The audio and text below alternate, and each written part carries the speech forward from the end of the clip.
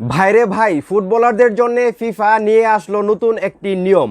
এখন এই নিয়মটা কি আসলে ফুটবলারদের পক্ষে নাকি বিপক্ষে, সেটাই আমি বুঝতে পারতেছি না। তো আপনারাই শুনেন, যেখানে বলা হচ্ছে কোনো ফুটবলার যদি খেলতে গিয়ে মাঠের মধ্যে ব্যথা পায়, তখন যদি সে চিকিৎসা নেই, সঙ্গে সঙ্গে কিন্তু সে মাঠের মধ্যে ফুটবল খেলতে পারবে না, তাকে 1 মিনিটের জন্য মাঠের বাইরে যেতে হবে। হ্যাঁ, আপনি ঠিকই শুনতেছেন, সঙ্গে সঙ্গে একজন ফুটবলার মানে মাঠে খেলতে পারবে না।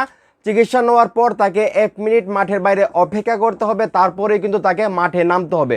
এবং এইটাই কিন্তু কার্যকর করা হবে, যেটা বলা হচ্ছে এখানে ফিফার নতুন নিয়ম। চুটে পরে চিকিৎসা নিলে 1 মিনিটের জন্য থাকতে হবে মাঠের বাইরে, আমি যেটা বললাম। তো এখানে আরও একটু নিউজ আমি আপনাদেরকে পড়ে শোনাচ্ছি, তার আগে রিকোয়েস্ট ভিডিওটা একটু শেয়ার করে দেবেন। খেলার গতি বাড়াতে ও সময় নষ্ট কমাতে মূলত নিয়ম আনছে ফিফা। এখন থেকে মাঠে চিকিৎসা নিলে খেলোয়াড়দেরকে অন্তত 1 মিনিট থাকতে হবে বাইরে। তবে গোলরক্ষক ও প্রতিপক্ষ কার্ড পেলে এই নিয়ম কার্যকর হবে না। বদলি খেলোয়াড়কে 10 সেকেন্ডের মধ্যে মাঠ ছাড়তে হবে, নাইলে 1 মিনিট 10 জনকে নিয়ে খেলতে বাধ্য হবে দলটি।